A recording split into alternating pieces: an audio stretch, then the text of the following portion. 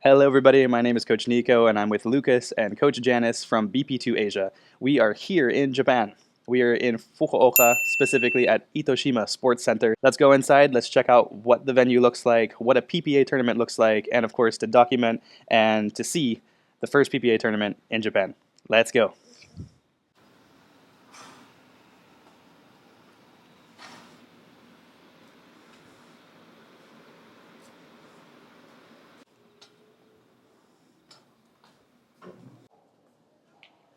All right, so here we are. This is registration. And they got this really intuitive map here. So they have a layout here of the venue, the tournament, the dates, and locations that you can play. All right, here we have the paddle test. That's probably a secret space. We also have a medical room for any medical needs. LOC and UPAA. And here we are going into the ports 6, 7, 8, 9, and 10.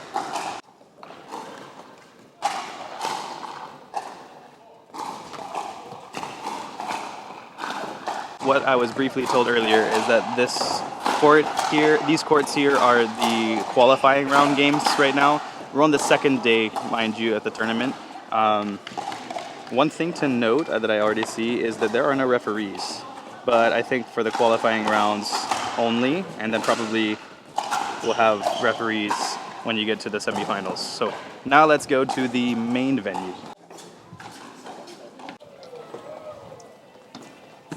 Main venue is upstairs.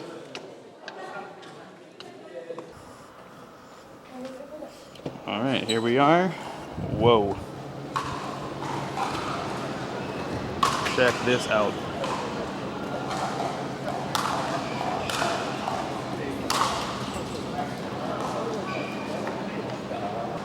Wow, so this venue is way bigger than the other side. Hi, Coach Janice. Oh, hi. Hello, hello. Welcome to Fukuoka. Yes. Look at this venue, guys. And the lighting, too. Amazing. This is the championship court, and we do have a referee here on this court. That's game. There we go. And it looks like qualifying courts on the sides. And there you go. Fukuoka Open. All right, so this is what the venue looks like from the side.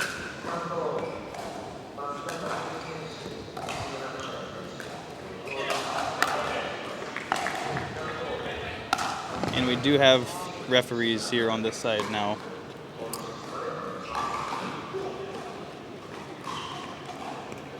The lighting here is just amazing too. All right, guys, unfortunately, my mic completely died at this point. Really apologize for this. So that was the information booth that you just saw, and here is more of the SanSan Corporation information that they sponsored on this tournament. Here we are entering the Pickleball Experience Shop and Sponsor area. As you would go in, on the left side, you had all of your sponsors, and there was a lot of sponsors. I was surprised to see some of the brands that came out, so really cool. All of them had a demo paddle, and you could test those demo paddles here on the right. The area was great for kids and for just testing out paddles. Fakalos had a really cool game here called the Dink Game. Basically, if you could hit one of 3 shots into the small hole, you would immediately win a paddle.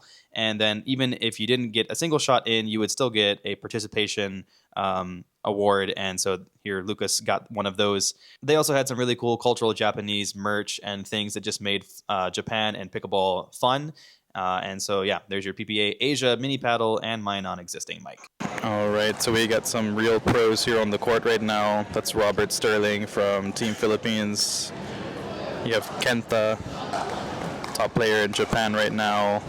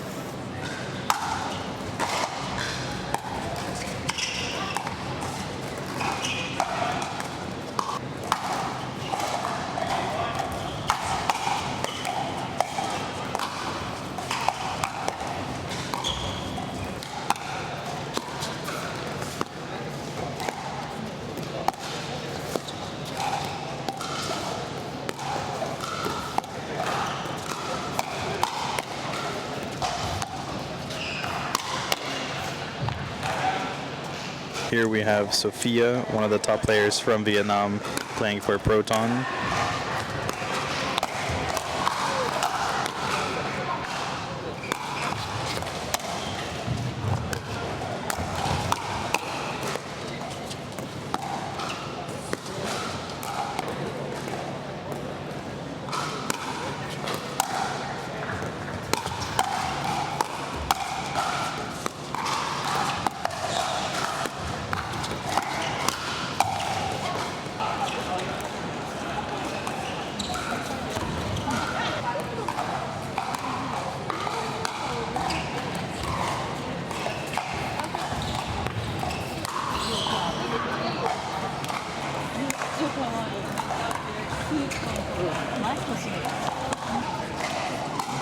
All right, so we got Team Saipik here on the right. That's Willie Chong.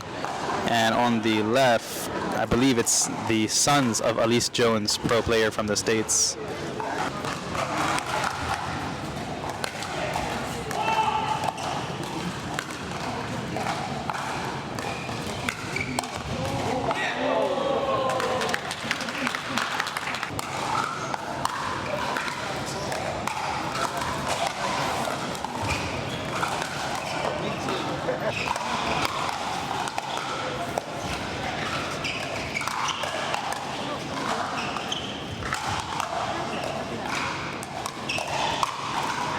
So what's kind of cool is here on the entrance area, there's lots of food trucks, all Japanese food. And then here is the SanSan booth. So SanSan Corporation is the one funding this. So here we will try hitting the balls to make a bingo or a tic-tac-toe. And then here, Lucas is about to do a traditional Japanese game where they try to fish with a net that is easy to break.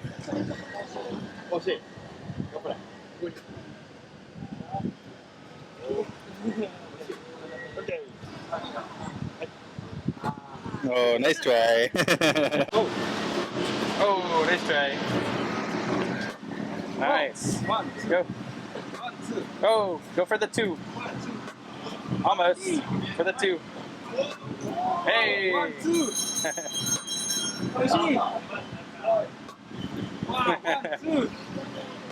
3. Oh, bingo, bingo. Wow. Oh, nice try. Behind the line, Lucas. Behind the line. Behind the line. Hey. Thank you. Arigatou gozaimasu. Next one, Lucas. Oh, you get it. What do you say? Oh, with the sticker. Yeah, very good. Thank you. What'd you get? Sticker and a paddle fair. There we go. PPA Tour Asia, SanSan Fukuoka, and Itoshima Sports Center.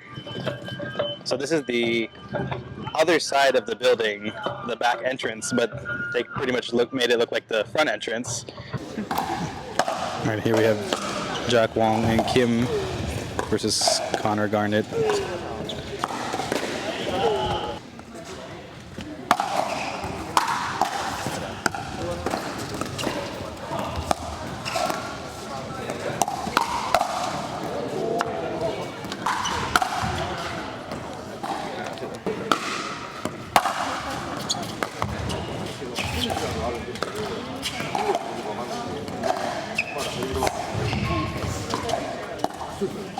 Hi guys, I'm now back in the Philippines and I am now making this part of the video obviously after I shot the part when we were in Japan.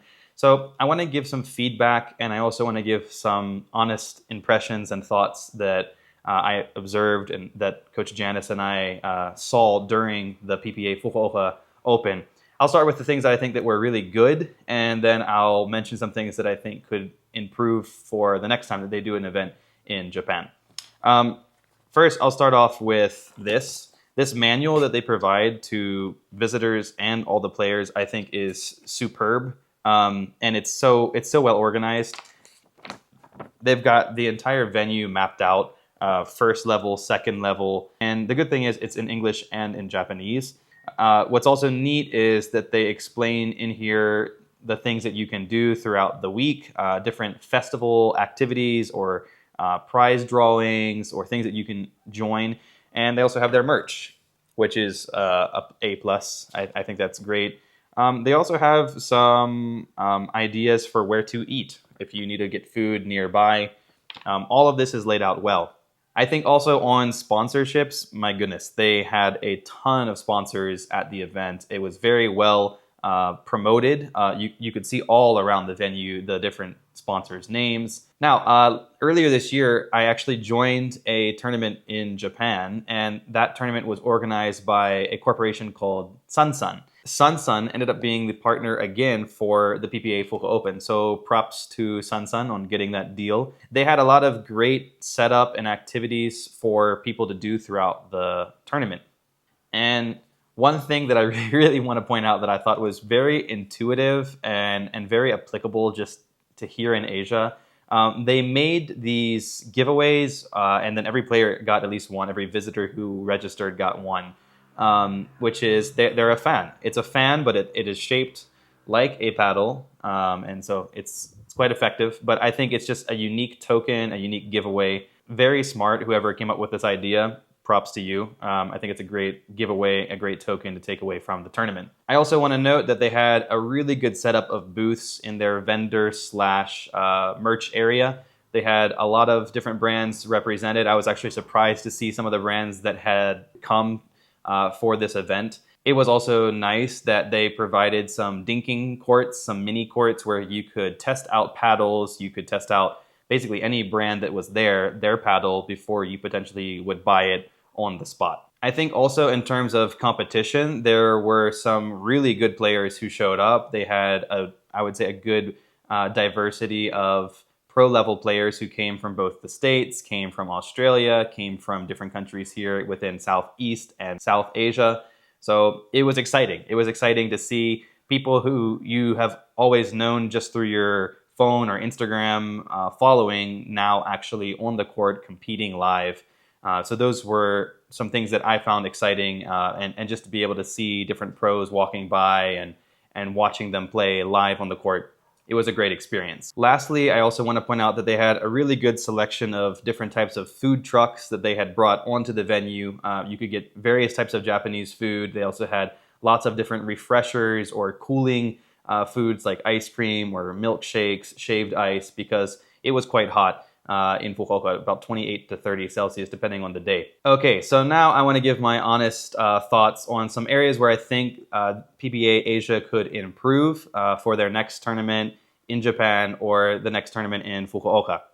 All right, number one, the venue was an hour and a half from Hakata Station, which is quite far.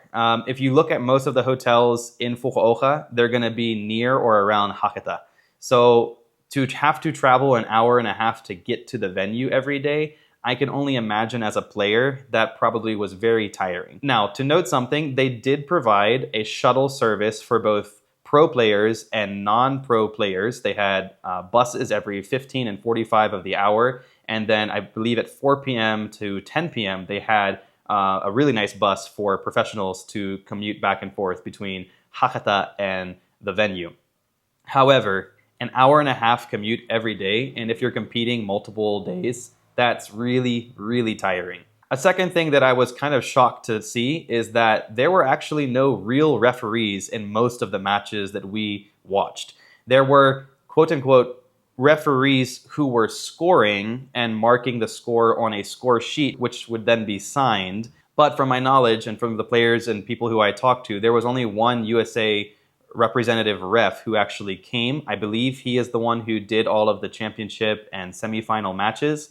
But on the qualifying stages, simple things like foot faults were not being called because the referees were not even in the right position to call a foot fault. They were simply just marking the score and giving the score sheet to the players to sign after the game. Honestly, at a PPA event, I was expecting that we would at least have referees on all the courts. Maybe this is something that in the future we can help. There's a lot of us referees around Southeast Asia and South Asia that could definitely come in and help. Obviously, that would need to be paid and compensated, both the hotel, the food, the lodging. But I feel like there are enough referees in Asia that could have helped so that all the players could have a fair opportunity in competition. As I walked around the outside of the tournament space on the second level in the main venue area, I was watching countless foot faults and even some questionable serves. A third thing that I want to point out is that the management or the flow, I would say, is a little bit questionable. They had 10 courts, and 10 courts is a pretty good number of courts to put on a tournament.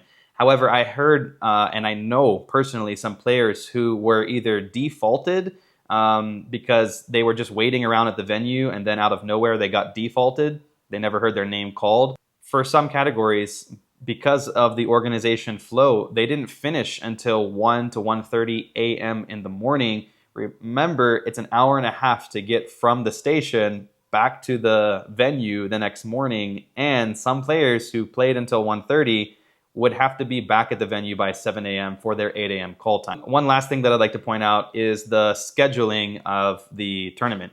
I talked to some of the Philippine players that I know and some of the players there who I know from Japan, and they all told me the same thing. They didn't know what time their schedule for their games would be, and all they were informed was to show up at the venue by 7 to 8, and that games would start at 8. So if you didn't show up in enough time, you could potentially be defaulted, or you don't know what time of the day. That's really challenging if you show up at 7 a.m. and then only come and find out that your first game will be at 2 p.m. or even worse, maybe 4 or 6 p.m. Maybe in the future, they can do less categories at the same time. Now, as a tournament organizer myself, we have done 8.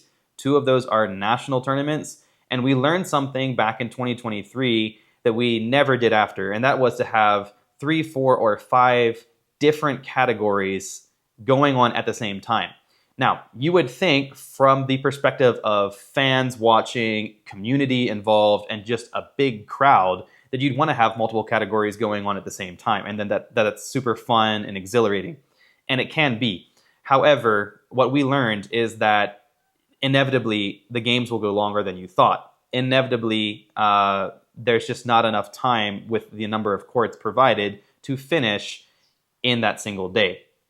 So personal feedback, I would say, would be do 1 category or maybe 2 max per day. So at least the athletes know that they will be playing in the morning or in the afternoon, and they'll be assured that at least up until semifinals, they're done for that day. Now, as I know with PPA, they have Championship Sunday, so it's an automatic that your athletes are going to wait until Sunday to compete in the finals. But I still think you could get at least the majority of your games done within 6 to 7 hours in the morning and 6 to 7 hours in the late afternoon into the evening time. And then the athletes know, okay, we're done for today. We're done with this category. We don't have to worry about coming back tomorrow, or worst case, playing until 1:30 in the morning. All in all, I did still have an absolute blast visiting Fukuoka and going to the first ever PPA Tour Asia tournament in Japan. I think having an air-conditioned facility is a huge plus. I also think that the venue itself was really well laid out. It's nice how they had everything spaced out, plenty of areas for people to wait, stand, observe, watch. I think also that there was a great opportunity to take photos and to have a real cultural experience in Japan within the pickleball event. I think all in all, as a spectator and just as a visitor for the day, it was fun. It was really cool to see so many pros come out and compete on an international level in Japan. If you've made it this far in the video, thank you so much for watching. I'd love to ask you, if you were there, feel free to leave a comment in the comment section below. Give us your feedback. What was your experience as a player or maybe as a visitor? And if you're watching this just wanting to know more about the PPA or the PPA Fukuoka Open, feel free also to leave a comment below and ask away some questions. We'll be glad to respond to each and every one of them as quickly as we can. So, thank you so much for watching, and I hope you enjoyed this video. Until the next one, 0-0.